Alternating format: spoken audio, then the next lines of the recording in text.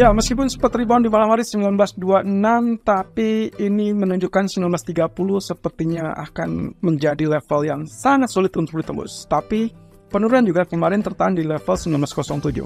Apa artinya untuk berikutnya? Apakah ini berarti emas sudah selesai tanpa ada kenaikan lagi? Yang berarti juga kategori super hawkish tidak akan terjadi. Hati-hati, karena data ekonomi di minggu ini akan fokusnya adalah retail sales salah satunya, dan mungkin juga ada sentimen lain yang akan membentuk sentimen market atau mendorong pergerakan berikutnya.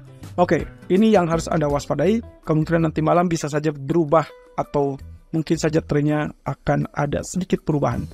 Ya, Anda bisa lihat di sini kondisi candlestick daily untuk USD justru ditutup dengan turun karena habisnya atau hilangnya minat terhadap safe haven karena tidak ada serangan Israel yang dikhawatirkan. Jadi kalau kita lihat di sini, posisi penurunan ini harusnya memang sisi lain adalah positif untuk gold gitu ya. Jadi posisinya walaupun kita memberikan rekomendasi untuk melakukan sell, bukan berarti kita akan pertahankan sell. Pertimbangan saya sederhana, karena minggu lalu itu adalah rally yang cukup panjang dan melelahkan, dan juga yang kedua adalah level resistance psikologis. Nah, kali ini kalau kita perhatikan dengan dolar yang kemungkinan turun, maka kecurigaan kita terkait dengan potensi dari yang namanya head and shoulder di grafik H4-nya kelihatannya bisa saja terjadi. Ya, jadi ingat bahwasanya kemarin kita sudah membahas ini potensi yang bisa terjadi kemudian hari, dan kita sangat berharap ini akan terjadi penurunan gitu ya. Nah, cuman data retail sales nanti malam bisa saja dia bikin spike, either itu spike-nya akan lebih tinggi atau justru malah disinilah letaknya dia akan kembali tertekan ya. Jadi kita anggap di sini posisinya masih cenderung left head dan juga right shoulder. Walaupun nanti ada kemungkinan terjadi double top ataupun tidak, tinggal masalahnya adalah resisten di area 106.80-an. Nah, kalau seperti itu, juga yang harus kita cermati adalah terkait dengan US Treasury yield-nya. Posisinya sedang mengalami kenaikan dan persis dengan apa yang kita kemarin bahas, teman-teman. Posisinya ternyata dia gagal tembus level support trendline biru sehingga kemungkinan dia mengalami kenaikan. Nah, tinggal permasalahannya berikutnya adalah apakah mungkin dia nanti naiknya cuman sekedar ya katakanlah seperti itu, ya berarti ini ada harapan untuk terjadinya rejection dan akhirnya dia turun kembali gitu kan. Tapi ada juga kemungkinan posisinya malah kecenderungan dia inilah momentum dia untuk kembali bangkit sehingga kemungkinan potensi target yang sangat potensial itulah 4,85%. Atau level support yang 4,7% itu harus menjadi perhatian khusus. Artinya di sini saya akan mengingatkan kepada teman-teman supaya lihatlah dari kondisi ini apakah dia ada kecenderungan untuk retest area trendline biru lagi atau kecenderungan hanya sampai zona support terdekat saja 4,7%, kemudian rebound sampai 4,85%. Nah, ini yang harus kita perhatikan. Kalau sampai threshold-nya ternyata rebound kembali sampai 4,85%, kemungkinan potensi untuk emas adalah penurunan, teman-teman. Dan itu juga akan mengakibatkan kekhawatiran di sisi pasar saham. Tapi juga yang tak kalah menarik adalah USD Japanese Yen akan mengikuti kenaikan dari US Treasury yield, ya. Dan itu yang harus kita pahami bersama. Oke, sekarang kita coba lihat dari grafik daily-nya, posisi dari US Treasury yield-nya malah dia ditutup dengan bullish, teman-teman. Jadi ini yang dikhawatirkan akan terjadi kenaikan. Itulah sebabnya salah satu alasannya kenapa kita lebih memilih kepada sell gold untuk saat ini. Oke, satu sisi teman-teman, posisi dari gold sendiri kalau teman-teman perhatikan ini adalah level areal yang cukup kritikal. Kemarin dia gagal untuk tembus MA200 juga trendline yang ada di situ.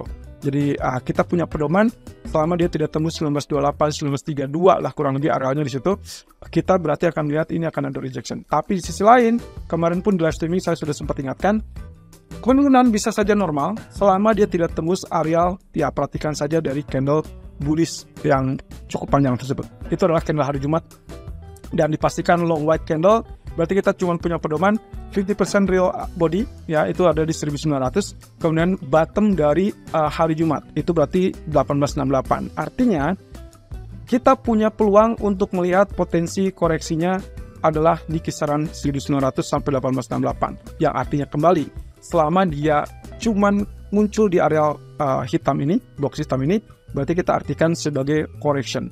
Kecuali kalau dia tembus di bawah 1868, berarti kita artikan adalah dia posisinya sudah mulai downtrend kembali, ya. Nah, satu sisi untuk kondisi bullish yang paling kuat adalah di atas 1930. Nah, ini artinya teman-teman, kalaupun sekarang sedang terjadi penurunan, saya anggap itulah faktor koreksi yang ditunggu-tunggu dan bisa dimanfaatkan. Artinya lagi, Anda bisa incar buy kalau harga sudah turun di bawah 1.900 karena ya dari data ekonomi yang ditunjukkan kemarin, inflasi dan juga pernyataan-pernyataan Fed ada kecenderungan bahwa itu memberikan euforia kepada market. Kemungkinan kita akan dapatkan bullish yang kita harapkan. Jadi best price untuk lakukan buy 1.900 atau 1884 itu sangat potensial untuk Anda lakukan buy. Nah, tapi untuk intraday hari ini, kalau kita perhatikan dari grafik H1 ataupun di grafik H4, maka kecenderungannya saya lebih prefer dia membentuk teritori seperti ini, teman-teman. Nah, ini yang saya harapkan terjadi supaya dia tidak lepas ke arah resisten, melainkan dia turun ke level support. Artinya, kalau diperhatikan lower high, lower high, lower high, maka di sini kita berharap ada penurunan. Walaupun penurunan itu lagi-lagi kita anggap sebagai konsistensi uptrend yang ada potensi koreksinya. Jadi ini uptrendnya, kemudian kita tarik Fibonacci retracement-nya dari 1868 sampai 1930, berarti inilah koreksinya dan diharapkan tidak tembus di bawah 1892. Artinya teman-teman, selama dia tidak turun di bawah 61,8%, Anda pun nantinya bisa switch strategi menjadi area buy. Either itu di 50%-nya, 1899, atau mendekati 1892. Stop loss-nya di mana? Stop loss-nya di bawah 1892. Itu preferable kalau misalkan Anda melakukan buy. Atau strategi lain, Anda boleh follow buy kalau memang dia confirm tembus 1930-nya, teman-teman. Ya, tapi untuk sementara ini, kita perkirakan dia biarkan dia koreksi untuk turun, sehingga kita mengincar zona sell. So far mungkin masih tertahan 1921, tapi belum ada lagi 1920-an. Oke, berarti kalau di 1918, 1920, Anda masih bisa diperkenankan sell. Tapi dengan catatan teman-teman, stop loss ya, karena yang dikhawatirkan adalah betul-betul ada geopolitik atau retail sales nanti malam malah datanya relatif jelek. Nah, ini catatannya teman-teman. Sampai sore nanti, kurang lebih tercatat sampai jam 5 atau jam 6 sore, kalau memang harga itu sudah turun ke level 1906 ataupun 1899 atau mendekati 1900, Anda stop, Anda keluar dari posisi, lalu kemudian Anda fokuslah kepada data ekonomi. Karena yang berikutnya yang akan terjadi, bisa saja rebound gara-gara data ekonominya misalkan lebih rendah daripada ekspektasi. Karena ekspektasi untuk saat ini adalah penurunan di 0,2% dari 0,6%. Artinya, kemungkinan dolar akan relatif turun, US Treasury turun, berarti emas ada kesempatan untuk rebound. Jadi, sell on rally-nya itu statusnya hanya bersifat sementara. Nah, kemudian kalau kita lihat dari crude oil, kebetulan posisinya juga ditutup dengan bearish candle, jadi kemungkinan dia juga akan turun, walaupun lagi-lagi penurunannya kita bisa berkaca kepada status long white candle ini. Artinya, kalau kita ukur 50%-nya, kemungkinan penurunan wajar adalah sampai teritori 84 atau 85. Jadi itu yang kemungkinan bisa terjadi. Dengan catatan, mungkin nggak dia masih tetap untuk double bottom? Ya, mungkin saja, selama dia tidak turun di bawah 81, ya. Nah, di grafik keempat pun menunjukkan hal seperti ini. Cuman hati-hati di sini akan ada dua peluang, teman-teman. Peluang pertama yang saya lihat adalah kemarin kita sudah bahas potensinya adalah double bottom, dan itu berarti harus tembus di atas neckline. Sayangnya kemarin tidak tembus, jadi kita berharap dia akan pelan seperti itu. Itu kalau kita lihat sebagai double bottom. Yang kedua, posisi yang kedua adalah yang dikhawatirkan terkait dengan bearish flag, karena dia ini adalah turun, kemudian adalah konsolidasinya, ya, dan kemarin pun dia rejection di situ, gagal untuk tembus area 88. Nah, berarti dia bisa saja langsung turun kembali. Nah, ini yang harus diwaspadai adalah level penurunan di bawah 8300, teman-teman. Walaupun bisa saja kita akan dapatkan di sini rebound terlebih dulu, ya, baru kemudian dia turun. Bisa 2 kali, bisa 3 kali, tergantung dari tekanan yang ada. Kalau tekanannya lebih tinggi, maka otomatis yang akan terjadi adalah penurunan langsung dan itu bisa ditembus.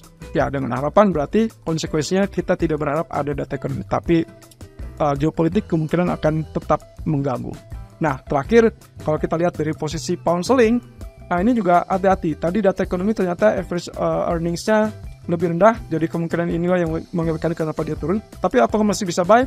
Kalau secara candlestick, daily-nya memang masih bullish karena kemarin dia gagal turun dan kemudian reverse ke atas. Nah, cuma di sini catatannya adalah kemungkinan kenaikan juga bersifat sementara.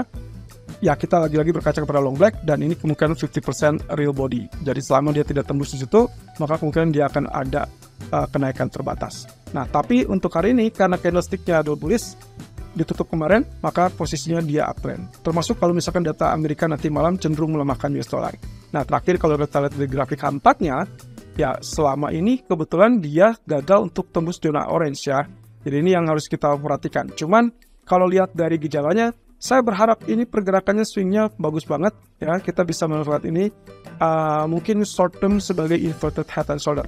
Artinya kemungkinan untuk tembus di atas 1.2220-an sangat ditunggu. Jadi prefer buy, tapi kalau misalkan Anda lihat dia penurunan di bawah 1.2105 atau 1.2110, Anda silakan switch strategi menjadi sell. Dan ingat, patokannya adalah data ekonomi, bukan karena sentimen geopolitik. Jadi faktor apa saja yang sudah menjadi penggerak market selama geopolitiknya tidak ada atau redam, maka kemungkinan data ekonomi lah yang akan kita lihat. Nah, jadi hati-hati teman-teman. Saat retail sales dirilis lebih tinggi daripada ekspektasi, Anda boleh tetap pertahankan strategi pagi tadi, termasuk untuk pound sterling mungkin switch menjadi sell. Tapi kalaupun misalkan datanya relatif lebih rendah dari ekspektasi, maka switch strategi untuk emas menjadi buy. Dan itu berarti pound sterling bisa pertahankan untuk strategi buy, dan juga crude oil bisa saja mengalami kenaikan. Tapi saya lebih berharap turun ke level 83 barulah Anda melakukan buy.